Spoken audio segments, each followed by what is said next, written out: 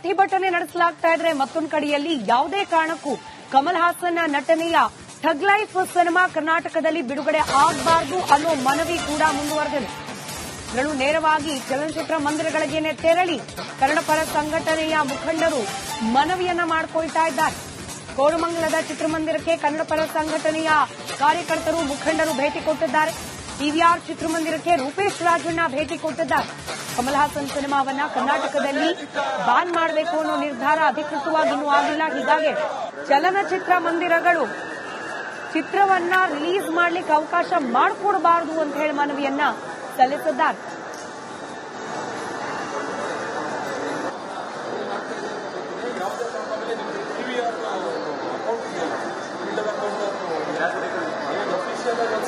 ಮಾಡಿ ಈ ವಿವಾದ ಬಗೆಹರಿಯದೆ ನಾವು ಯಾವುದೇ ಕಾರಣಕ್ಕೂ ಇದನ್ನು ಪ್ರದರ್ಶನ ಮಾಡೋದಿಲ್ಲ.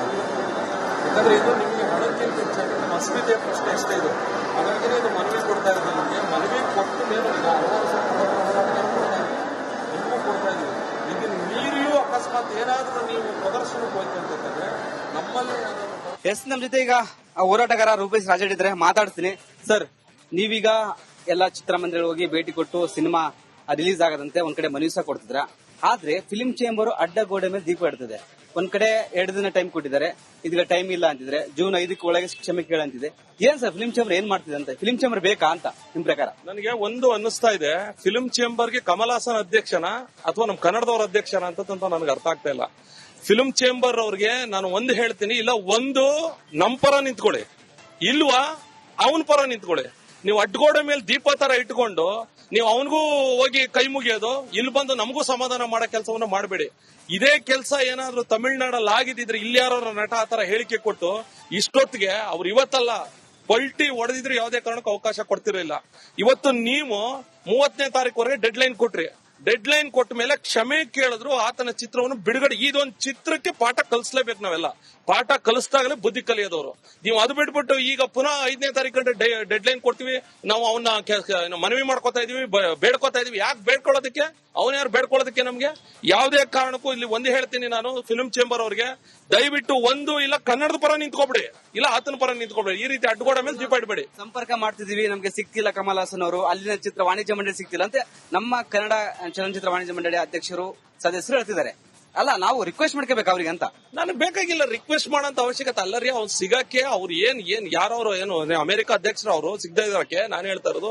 ಅವ್ರು ಸಿಗ್ತಾರೋ ಬಿಡ್ತಾರೋ, ನೀವು ನನ್ನ ಪ್ರಕಾರ ಪ್ರಯತ್ನ ಪಡ್ತಾ ಇದೀರಿ ಇಲ್ವೋ ಗೊತ್ತಿಲ್ಲ. ಆಮೇಲೆ ಇನ್ನೊಂದು ಮಾಹಿತಿ ಏನಂತಂದ್ರೆ, ಎಲ್ಲೋ ಕೂತ್ಕೊಂಡು ವಿಷಾದ ವ್ಯಕ್ತಪಡಿಸೋದು ವಿಷಾದ ಅಲ್ಲ, ಕ್ಷಮೆನೇ ಕೇಳಬೇಕು. ಆಮೇಲೆ ಅವ್ರು ಹೇಳಿಕೆ ಇದೆಯಲ್ಲ, ಹೇಳಿರುವಂತ ಹೇಳಿಕೆ ಅದನ್ನ ವಾಪಸ್ ಪಡಿತೀನಿ ನಾನು ಅನ್ನೋ ಮಾತನ್ನ ಹೇಳ್ಬೇಕು, ವಿಷಾದಕ್ಕೆ ವ್ಯಕ್ತಪಡಿಸಬಾರ್ದು. ಮತ್ತೆ ಈ ಕ್ಷಮೆ ಕೇಳಿದ್ರೆ ಸರ್, ನನ್ನ ವೈಯಕ್ತಿಕವಾದ ಹೇಳಿಕೆ ಏನು ಅಂತಂದ್ರೆ, ಈ ಚಿತ್ರ ರಿಲೀಸೇ ಆಗಕ್ ಕೊಡಬಾರ್ದು ಸರ್ ನನ್ನ ಪ್ರಕಾರ. ಅವ್ರು ಕೇಳಿ ಬಿಡ್ಲಿ.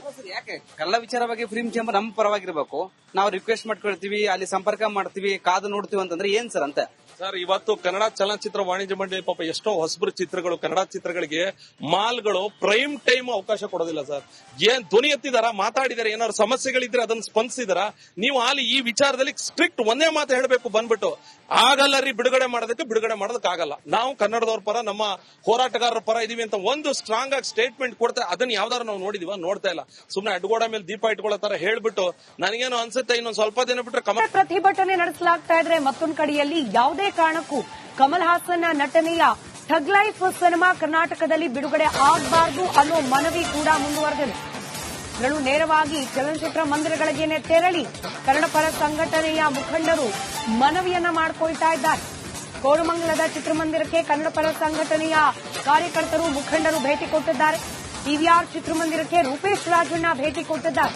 ಕಮಲ್ ಹಾಸನ್ ಸಿನಿಮಾವನ್ನ ಕರ್ನಾಟಕದಲ್ಲಿ ಬ್ಯಾನ್ ಮಾಡಬೇಕು ಅನ್ನೋ ನಿರ್ಧಾರ ಅಧಿಕೃತವಾಗಿ ಇನ್ನೂ ಆಗಿಲ್ಲ. ಹೀಗಾಗಿ ಚಲನಚಿತ್ರ ಮಂದಿರಗಳು ಚಿತ್ರವನ್ನ ರಿಲೀಸ್ ಮಾಡಲಿಕ್ಕೆ ಅವಕಾಶ ಮಾಡಿಕೊಡಬಾರದು ಅಂತ ಹೇಳಿ ಮನವಿಯನ್ನ ಸಲ್ಲಿಸಿದ್ದಾರೆ.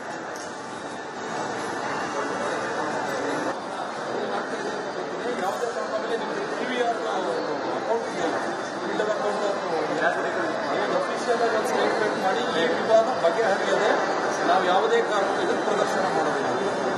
ಯಾಕಂದ್ರೆ ಇದು ನಿಮಗೆ ಹಣಕ್ಕಿಂತ ಹೆಚ್ಚಾಗಿ ನಮ್ಮ ಅಸ್ಮಿತೆಯ ಪ್ರಶ್ನೆ ಎಷ್ಟೇ ಇದು.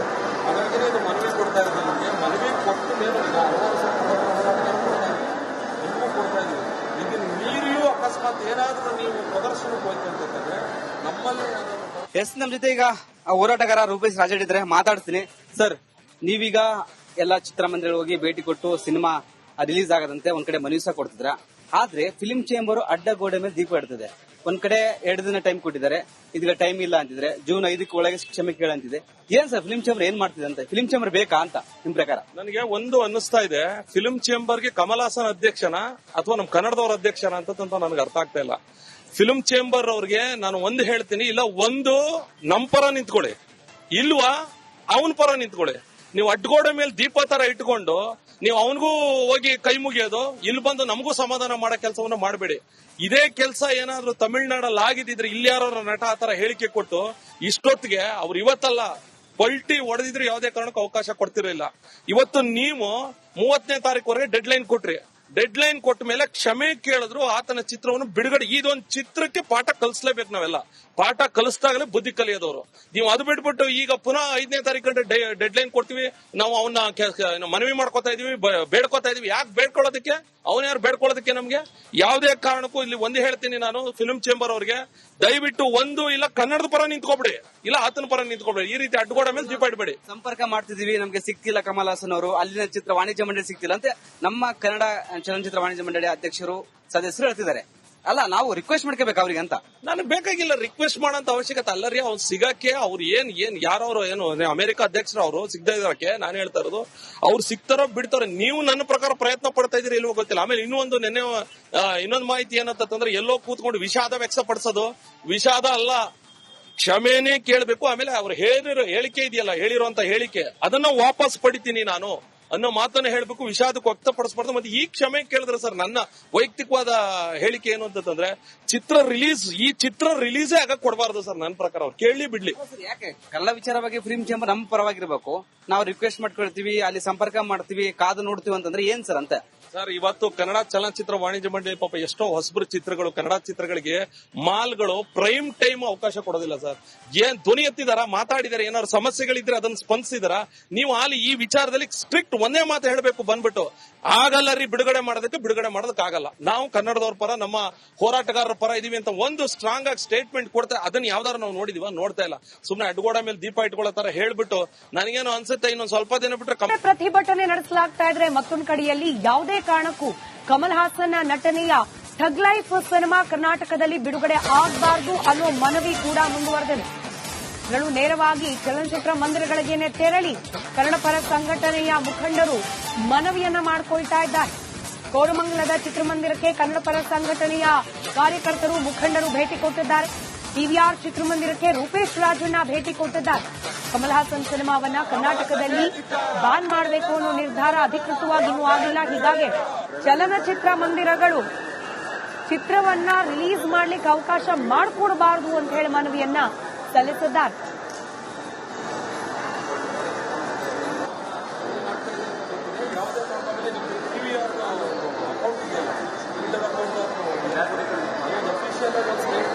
ಈ ವಿವಾದ ಬಗೆಹರಿಯದೆ ನಾವು ಯಾವುದೇ ಕಾರಣಕ್ಕೂ ಪ್ರದರ್ಶನ ಮಾಡೋದಿಲ್ಲ. ಯಾಕಂದ್ರೆ ಇದು ನಿಮಗೆ ಹಣಕ್ಕಿಂತ ಹೆಚ್ಚಾಗಿ ನಿಮ್ಮ ಅಸ್ಮಿತೆಯ ಪ್ರಶ್ನೆ ಅಷ್ಟೇ ಇದು. ಹಾಗಾಗಿ ಇದು ಮನವಿ ಕೊಡ್ತಾ ಇರೋದು. ನಿಮಗೆ ಮನವಿ ಕೊಟ್ಟು ನೀವು ನಿಮಗೂ ಕೊಡ್ತಾ ಇದೀವಿ. ಇದನ್ನು ಮೀರಿಯೂ ಅಕಸ್ಮಾತ್ ಏನಾದ್ರೂ ನೀವು ಪ್ರದರ್ಶನಕ್ಕೆ ಹೋಯ್ತು ಅಂತಂದ್ರೆ ನಮ್ಮಲ್ಲಿ ಎಸ್ ನಮ್ ಜೊತೆ ಈಗ ಹೋರಾಟಗಾರ ರೂಪೇಶ್ ರಾಜೇಡ್ ಇದ್ರೆ ಮಾತಾಡ್ತೀನಿ. ಸರ್, ನೀವೀಗ ಎಲ್ಲ ಚಿತ್ರಮಂದಿರಗಳಿಗೆ ಹೋಗಿ ಭೇಟಿ ಕೊಟ್ಟು ಸಿನಿಮಾ ರಿಲೀಸ್ ಆಗದಂತೆ ಒಂದ್ ಕಡೆ ಮನವಿ ಸಹ ಕೊಡ್ತಿದ್ರ. ಆದ್ರೆ ಫಿಲ್ಮ್ ಚೇಂಬರ್ ಅಡ್ಡ ಗೋಡೆ ಮೇಲೆ ದೀಪ ಇಡ್ತಿದೆ. ಒಂದ್ ಕಡೆ 2 ದಿನ ಟೈಮ್ ಕೊಟ್ಟಿದ್ದಾರೆ, ಇದೀಗ ಟೈಮ್ ಇಲ್ಲ ಅಂತಿದ್ರೆ ಜೂನ್ 5 ಒಳಗೆ ಕ್ಷಮೆ ಕೇಳಂತಿದೆ. ಏನ್ ಸರ್ ಫಿಲ್ಮ್ ಚೇಂಬರ್ ಏನ್ ಮಾಡ್ತಿದೆ ಅಂತ? ಫಿಲ್ಮ್ ಚೇಂಬರ್ ಬೇಕಾ ಅಂತ ನಿಮ್ ಪ್ರಕಾರ? ನನಗೆ ಒಂದು ಅನ್ನಿಸ್ತಾ ಇದೆ, ಫಿಲ್ಮ್ ಚೇಂಬರ್ಗೆ ಕಮಲ್ ಹಾಸನ್ ಅಧ್ಯಕ್ಷನ ಅಥವಾ ನಮ್ ಕನ್ನಡದವ್ರ ಅಧ್ಯಕ್ಷನ ಅಂತ ನನಗೆ ಅರ್ಥ ಆಗ್ತಾ ಇಲ್ಲ. ಫಿಲ್ಮ್ ಚೇಂಬರ್ ಅವ್ರಿಗೆ ನಾನು ಒಂದು ಹೇಳ್ತೀನಿ, ಇಲ್ಲ ಒಂದು ನಮ್ ಪರ ನಿಂತ್ಕೊಳ್ಳಿ, ಇಲ್ವಾ ಅವನ ಪರ ನಿಂತ್ಕೊಳ್ಳಿ. ನೀವು ಅಡ್ಗೋಡೆ ಮೇಲೆ ದೀಪ ತರ ಇಟ್ಕೊಂಡು ನೀವು ಅವನಿಗೂ ಹೋಗಿ ಕೈ ಮುಗಿಯೋದು, ಇಲ್ಲಿ ಬಂದು ನಮಗೂ ಸಮಾಧಾನ ಮಾಡೋ ಕೆಲಸವನ್ನ ಮಾಡಬೇಡಿ. ಇದೇ ಕೆಲಸ ಏನಾದ್ರೂ ತಮಿಳ್ನಾಡಲ್ಲಿ ಆಗಿದ್ರೆ ಇಲ್ಲಿ ಯಾರೋ ನಟ ಆತರ ಹೇಳಿಕೆ ಕೊಟ್ಟು ಇಷ್ಟೊತ್ತಿಗೆ ಅವ್ರು ಇವತ್ತಲ್ಲ ಪಲ್ಟಿ ಹೊಡೆದಿದ್ರೆ ಯಾವುದೇ ಕಾರಣಕ್ಕೂ ಅವಕಾಶ ಕೊಡ್ತಿರಲಿಲ್ಲ. ಇವತ್ತು ನೀವು 30ನೇ ತಾರೀಕುವರೆಗೆ ಡೆಡ್ ಲೈನ್ ಕೊಟ್ರಿ. ಡೆಡ್ ಲೈನ್ ಕೊಟ್ಟ ಮೇಲೆ ಕ್ಷಮೆ ಕೇಳಿದ್ರು ಆತನ ಚಿತ್ರವನ್ನು ಬಿಡುಗಡೆ. ಇದೊಂದು ಚಿತ್ರಕ್ಕೆ ಪಾಠ ಕಲಿಸ್ಲೇಬೇಕು. ನಾವೆಲ್ಲ ಪಾಠ ಕಲಿಸ್ದಾಗಲೇ ಬುದ್ಧಿ ಕಲಿಯೋದವ್ರು. ನೀವು ಅದು ಬಿಟ್ಬಿಟ್ಟು ಈಗ ಪುನಃ 5ನೇ ತಾರೀಕು ಡೆಡ್ ಲೈನ್ ಕೊಡ್ತೀವಿ, ನಾವು ಅವನ್ನ ಮನವಿ ಮಾಡ್ಕೋತಾ ಇದೀವಿ, ಬೇಡ್ಕೋತಾ ಇದೀವಿ. ಯಾಕೆ ಬೇಡ್ಕೊಳ್ಳೋದಕ್ಕೆ? ಅವನ ಯಾರು ಬೇಡ್ಕೊಳ್ಳೋದಕ್ಕೆ? ನಮ್ಗೆ ಯಾವುದೇ ಕಾರಣಕ್ಕೂ ಇಲ್ಲಿ ಒಂದು ಹೇಳ್ತೀನಿ ನಾನು ಫಿಲ್ಮ್ ಚೇಂಬರ್ ಅವ್ರಿಗೆ, ದಯವಿಟ್ಟು ಒಂದು ಇಲ್ಲ ಕನ್ನಡದ ಪರ ನಿಂತ್ಕೊಬಿಡಿ, ಇಲ್ಲ ಆತನ ಪರ ನಿಂತ್ಕೊಬಿಡಿ. ಈ ರೀತಿ ಅಡ್ಗೋಡ ಮೇಲೆ ದೀಪ ಇಡಬೇಡಿ. ಸಂಪರ್ಕ ಮಾಡ್ತಿದೀವಿ, ನಮ್ಗೆ ಸಿಕ್ತಿಲ್ಲ ಕಮಲ್ ಹಾಸನ್ ಅವರು, ಅಲ್ಲಿನ ಚಿತ್ರ ವಾಣಿಜ್ಯ ಮಂಡಳಿ ಸಿಕ್ತಿಲ್ಲ ಅಂತ ನಮ್ಮ ಕನ್ನಡ ಚಲನಚಿತ್ರ ವಾಣಿಜ್ಯ ಮಂಡಳಿ ಅಧ್ಯಕ್ಷರು ಸದಸ್ಯರು ಹೇಳ್ತಿದ್ದಾರೆ. ಅಲ್ಲ, ನಾವು ರಿಕ್ವೆಸ್ಟ್ ಮಾಡ್ಕೋಬೇಕು ಅವ್ರಿಗೆ ಅಂತ. ನನಗೆ ಬೇಕಾಗಿಲ್ಲ ರಿಕ್ವೆಸ್ಟ್ ಮಾಡೋಂತ ಅವಶ್ಯಕತೆ ಅಲ್ಲ ರೀ. ಅವ್ರು ಸಿಗಕ್ಕೆ ಅವ್ರು ಏನ್ ಯಾರವ್ರು ಏನು ಅಮೆರಿಕ ಅಧ್ಯಕ್ಷರು ಅವರು ಸಿಗದೆ ಇರೋಕೆ ನಾನು ಹೇಳ್ತಾ ಇರೋದು. ಅವ್ರು ಸಿಗ್ತಾರೋ ಬಿಡ್ತಾರೋ, ನೀವು ನನ್ನ ಪ್ರಕಾರ ಪ್ರಯತ್ನ ಪಡ್ತಾ ಇದ್ರಿ ಇಲ್ವೋ ಗೊತ್ತಿಲ್ಲ. ಆಮೇಲೆ ಇನ್ನೊಂದು ಮಾಹಿತಿ ಏನಂತಂದ್ರೆ, ಎಲ್ಲೋ ಕೂತ್ಕೊಂಡು ವಿಷಾದ ವ್ಯಕ್ತಪಡಿಸೋದು ವಿಷಾದ ಅಲ್ಲ, ಕ್ಷಮೆನೇ ಕೇಳಬೇಕು. ಆಮೇಲೆ ಅವ್ರು ಹೇಳಿಕೆ ಇದೆಯಲ್ಲ, ಹೇಳಿರುವಂತ ಹೇಳಿಕೆ ಅದನ್ನ ವಾಪಸ್ ಪಡಿತೀನಿ ನಾನು ಅನ್ನೋ ಮಾತನ್ನು ಹೇಳ್ಬೇಕು, ವಿಷಾದಕ್ಕೆ ವ್ಯಕ್ತಪಡಿಸಬಾರ್ದು. ಮತ್ತೆ ಈ ಕ್ಷಮೆ ಕೇಳಿದ್ರೆ ಸರ್, ನನ್ನ ವೈಯಕ್ತಿಕವಾದ ಹೇಳಿಕೆ ಏನು ಅಂತಂದ್ರೆ, ಈ ಚಿತ್ರ ರಿಲೀಸೇ ಆಗಕ್ ಕೊಡಬಾರ್ದು ಸರ್ ನನ್ನ ಪ್ರಕಾರ. ಅವ್ರು ಕೇಳಲಿ ಬಿಡ್ಲಿ.